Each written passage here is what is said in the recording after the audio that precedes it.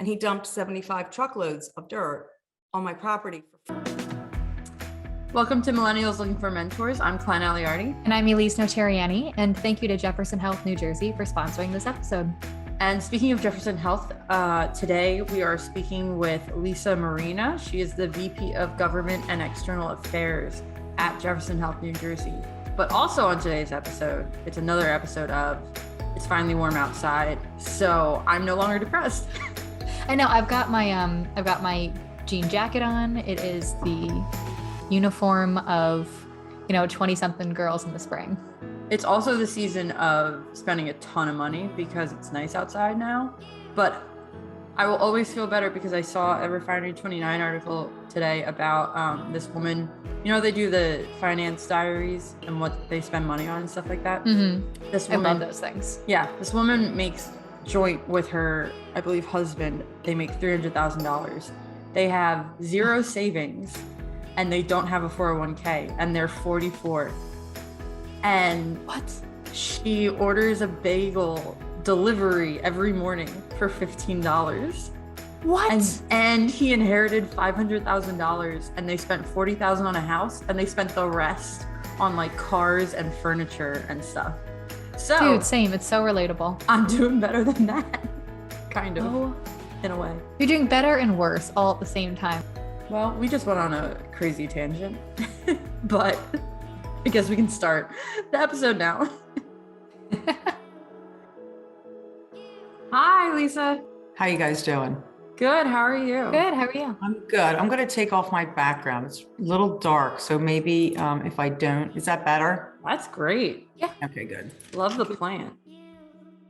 It'll never die. Mine too, because I keep killing all mine. So we were hoping you could kick us off by kind of explaining what your job is. So my title is Vice President of Government and External Relations. So I do the government affairs part for the Jefferson, New Jersey operations. So it's state and federal regulations, legislation, working with government agencies on, some of the barriers that we might have. And then also, being mindful of funding sources and things. So that's kind of the clean cut part of it. The other part of it is the community outreach. And so just because of my longevity in the community and the network that I have, I'm able to help position Jefferson in a way that allows us to reach into the community. So whether we're working with other nonprofit partners or folks like yourself that help us to tell our story, I'm working with community agencies and individuals in the community on projects that help us advance our mission. When you did make the switch over to working I guess, for a hospital, was that intimidating, the idea that you would have to interact with all of these doctors and nurses and people who are in the medical field, who I don't know about yourself, but I would feel very intimidated by? How did you tackle that? So it's funny you use that word because that is the exact word that I would use. However, it wasn't as much about the doctors and the nurses because they're not coming to me for advice and I admire that, but it was more about the general business of healthcare, insurances, how there's reimbursement, how reimbursement is structured, how people are able to come into the system, what that cadence looks like, things like surprise billing or their co-pays, things that I didn't have to deal with before. That was the part that I found most intimidating and probably the most laborious. And I'm still, 8.5 years later, I'm still learning about that. Yeah. I feel like there's no way to stop learning about that. There's so much going on. Yeah, I'm surprised every single day, how little I know some things. So wait, 8 years. Were you working 10 here? when I started 10 years. So was no, that? I was 10 years old then. Yeah, no. I'm Yes, sorry. yes, absolutely, totally.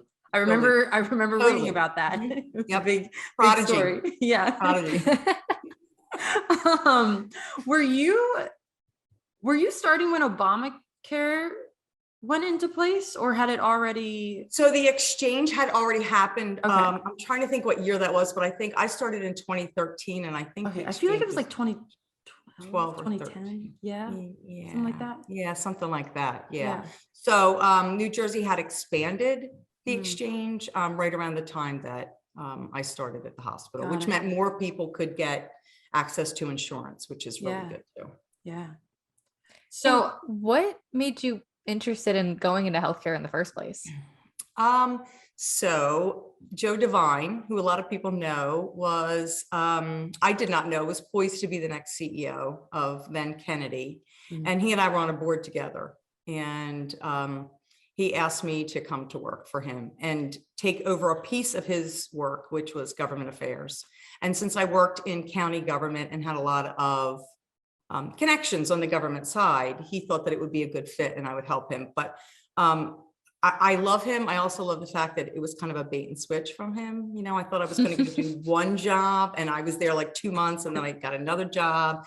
Then I eventually took over marketing about 6 months later. And so, you know, healthcare was a whole other field. I was in academics, I was in government, you know, I've been these stints and these little things that all kind of like weave together, but they're all very distinctly different. So I can't say I had a passion for getting into healthcare. I kind of fell into it, but the beauty of it is that you're always like helping someone, you know, like that's what I really, really like about it. Like you get to connect with a lot of people that are very grateful for what you're able to help them with. I feel like that's a thread through all of your jobs. I mean, you worked at Rowan and what was the county college after that, right? Yeah, well, I worked for a consulting firm for about 10 years. And then I went to what's now Rowan College, South Jersey in Gloucester. Yeah. Then I went down to Cumberland. I got recruited down to Cumberland. And then I went into the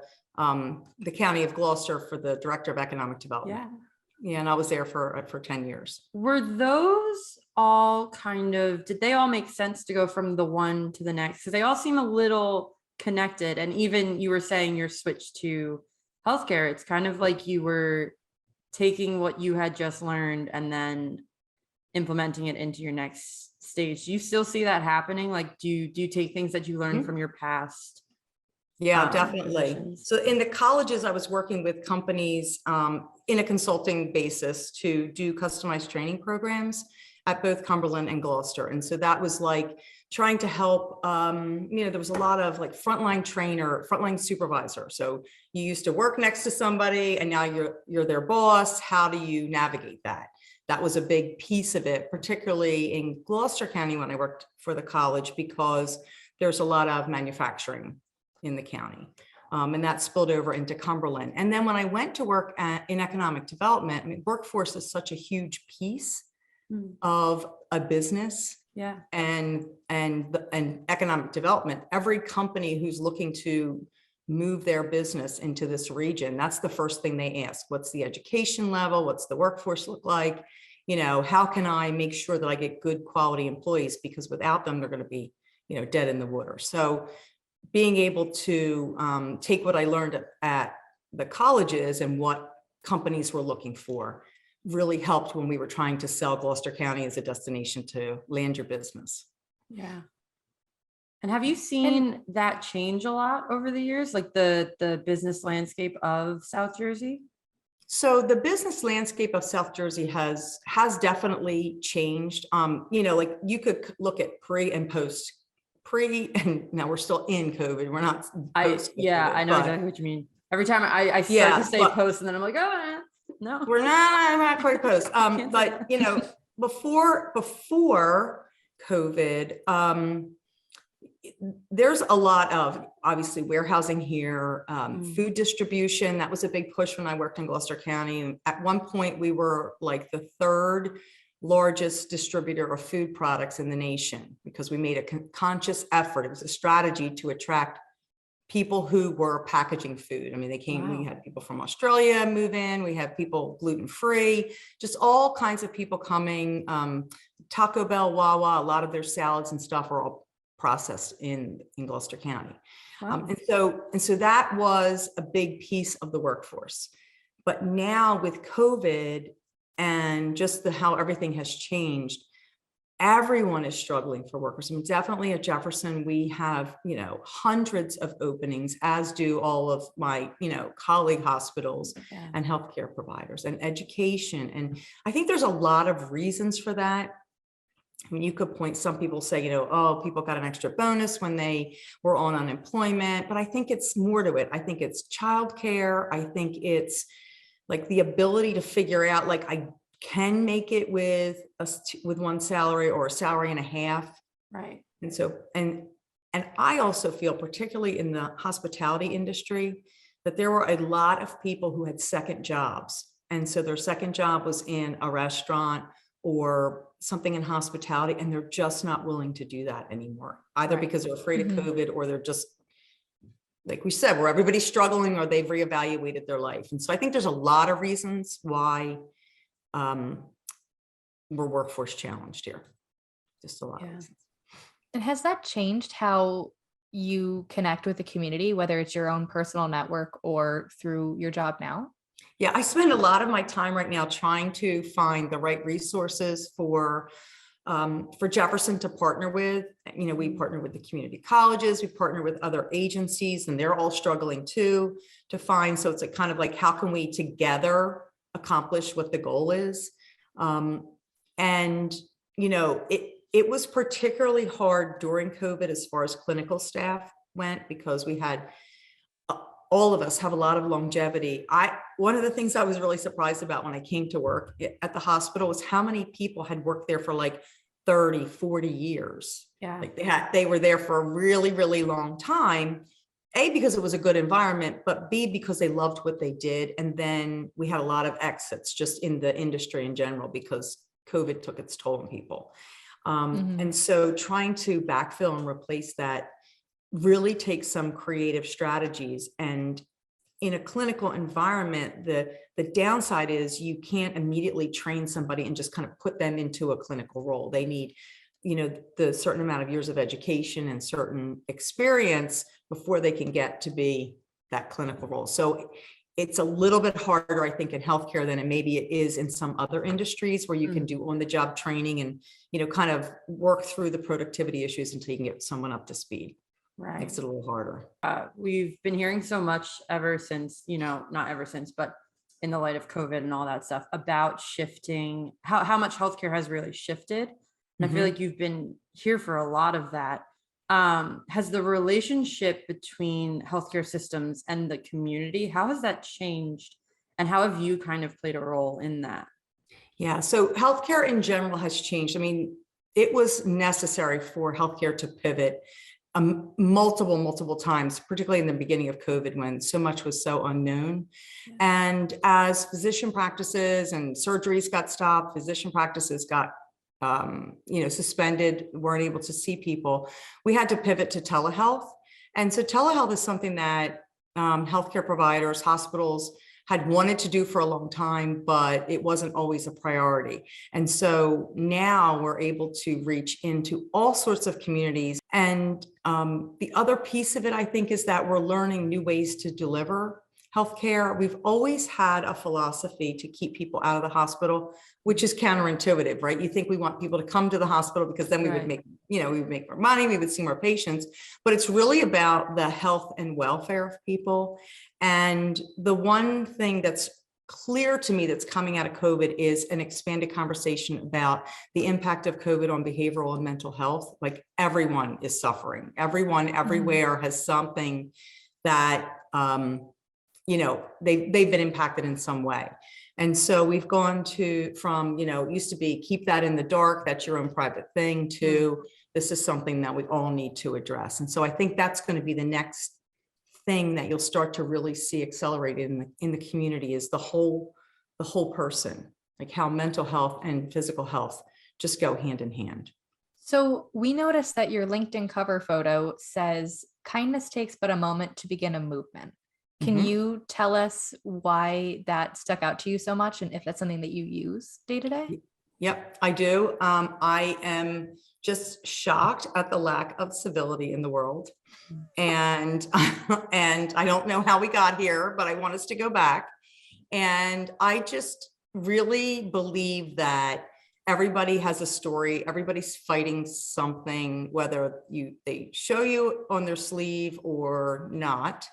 And when you are kind to someone, that goes such a long way. And I have just so many instances of things that came back to me in a good way, where on my job, I helped someone that maybe I really didn't have to do that. Like, I could have cut it off here, but I went a little bit further because it was the right thing to do.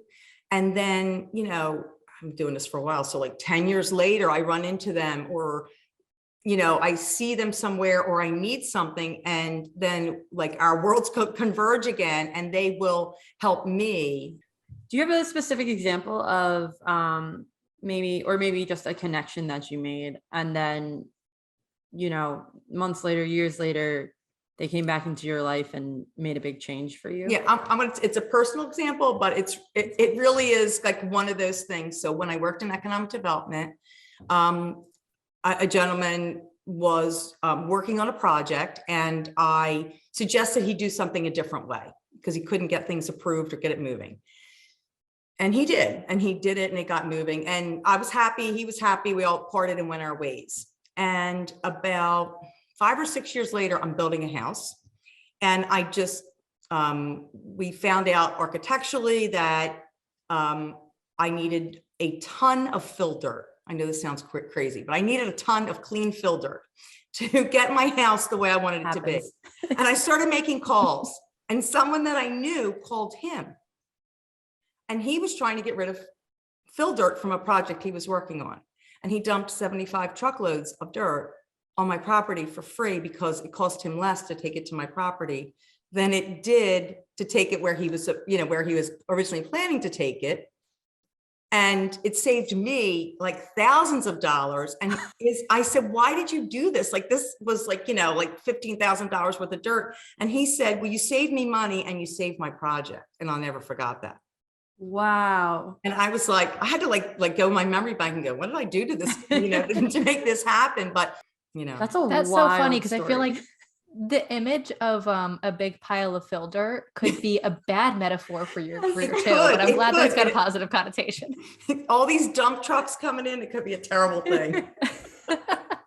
So I know that there's just so many great benefits to having a good network that you can turn to at work.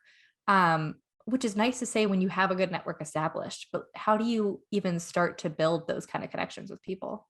Yeah. So I talk to everyone that I try to talk to everyone that I can. I try not to make any judgments before I meet someone, like we all have those preconceived notions of someone. I always give them my card. I tell them to call me. And if I need something, I never hesitate to call that person like they're my friend.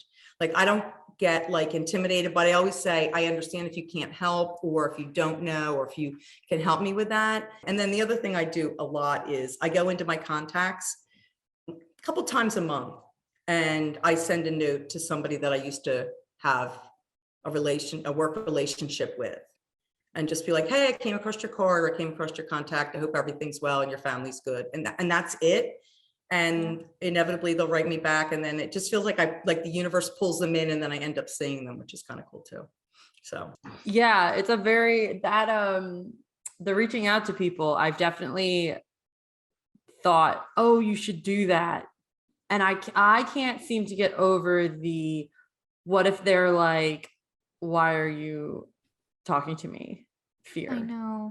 And if they do, what's the worst that can happen? That's fair. First of all, you sound like my mother. Second of all, I will take that as a compliment. Yeah, the number of times people have said to me, what's the worst that can happen? And I'm just like, they'll say no. They'll say no. Yeah. But, well, then you know. Yeah, I know. Yeah. I'm trying to figure out if I want to ask you this next question, because go ahead. I was going to say no if I don't want to answer. That's well, true. because I think you are a very good person to talk about these organizations, just because I saw you last week at the NABO event. Mm-hmm. You were involved in government, in the Gloucester County government. And I feel like you're the person who we could ask about whether it's like the chamber events, the NAWBO events, these South Jersey network events. Like, what are us young people kind of missing out on when we kind of dismiss them as seeming, I don't know, like not something that we're super familiar with, so we kind of pull Yeah, back. well, you want to have Yeah, value. asking for a friend. The friend is each other. Yes. Yeah. So you're looking for value out of your time, which I completely get. So for me, my presence at some of those, it depends on the event. So like I was at NAWBO where I got to see you last week. And so that was because Jefferson as an organization supports women in general. It was Women's History Month. We support that organization and we want to help uplift women business owners. I go to some chamber events because I need to talk to somebody who's there, or I want to hear what the speaker has. And of course, there's sometimes I just, I don't go. Like for me personally, I'm at the point in my career where I don't go to some of the general networking events, mainly because of my role. I walk out of there with work, right, as opposed to walking out with connections. Like someone will ask me to do something for them. Right. And I know that sounds a little selfish, but sometimes you have to make sure that your time is well used, right? And I will help anybody that calls me. People know that. They'll call me, email me, and ask for help. But as a young person, I would say start to pick the organization that helps you advance to the next level. Are you looking to meet more people? There's certain organizations that'll help you do that. If you are looking to build a business, or if it's someone who's looking for a job, there's different events. So, and the different chambers all have a very different feel. Like Burlington County Chamber and Camden, Gloucester, all have a little bit of a different feel. A lot of small business owners, and then the South Jersey Chamber has a lot of large organizations. Not that the other three don't, right, but it's just a different mix. Yeah. But you can't be afraid to just go up and talk to somebody and then just shove your card in their hand and ask for theirs, and then like link in on them. And, but I always look, I'm appreciative of the chambers that put out the attendance list in advance, because I will look at that. Yeah. Just to see, who's going to be there, who I want to, who I might have like on my list of people to talk to about something. And I just get that all done at the same time. And we're always on that list, right? Like you want. Oh, absolutely. To show up if we show up. I'm waiting for you to call me for coffee, but don't watch the first step. Pre-interview. Oh yeah, now we're going to. That's the thing. No, you're going to. I'm good with that. So after hours. Yeah. That too. Okay, so our final segment, we always end each episode with a little game of this or that. So we're going to give you two options. Okay. You're going to tell us which one you would choose. So the first one is work from home or work in the office. Work from home. Nice. Mm-hmm. Digital calendar or paper planner? Digital. Everyone always chooses digital, and I'm just over here like by myself with my paper planner. It changes too much. It changes too much. That does make sense. Yes. Coffee or tea? Coffee. Are you like a first thing in the morning? Don't talk right out of the gate. Yep. Absolutely. Absolutely. Yeah. Now, your Jefferson coworkers or your work from home coworker who has 4 legs and sounds very cute? Oh, come on. My work from home coworker. I love my Jefferson people, believe me, but yeah. But the dog sounds cute. The dog, yeah. He's very good. So that's nice. He's a nice companion. He doesn't take his eyes off me. And like I said, at 3:00, it's pet therapy every day. So it's good. Love it. Okay. And then the last one, networking event or after work happy hour? Oh man, they're not combined. They're like 2 separate. I mean, you can make your own category. I guess it would depend on who I'm doing happy hour with. But since COVID, I have a new respect for networking, because I really did miss having in-person conversations with people in the field. So I'll go with that. Nice. Unless it's a Friday and then it's happy hour. That's a good answer. I like yeah. No, Friday was not an option. Friday wasn't an option. Got it. Okay. Yeah, no. All right. Well, thank you so much. This was fantastic. This was Yeah, fun. thank you very much. Thanks to Lisa for that awesome interview. Okay, wait. I kind of want to put this in. So, for everyone who's listening or watching, Elyse and I have somewhat of a script to follow for the end because there are things that we have to include in here. And on the script, we talk about. We always put in something to comment about from the interview, and this time it was about Lisa's dirt story because it's just so great. And we were off the cuff a little bit, so all I wrote was something about dirt, which is what And just my tripped brain you, just Lisa. malfunctioned. Your brain just malfunctioned. If this had been switched and you had started and I was supposed to say something, I would have actually said the words something about dirt. Oh, I almost did. Okay. And here's the thing though, because I genuinely would love to get a whole bunch of dirt and bring it over to your house and like leave it for you as a peace offering. He's a professional, everybody. She brought it back. I'm not kidding. I would love that for you. I just feel like that would be a great show of my love and appreciation for you, Klein Aliardi. All right. Well, I guess that's nice. So make sure you tune in next time. We have new episodes of Millennials Looking for Mentors every other Wednesday. And if you have someone you want us to talk to, shoot us an email at mlfmpodcast@gmail.com. See you next time. Bye.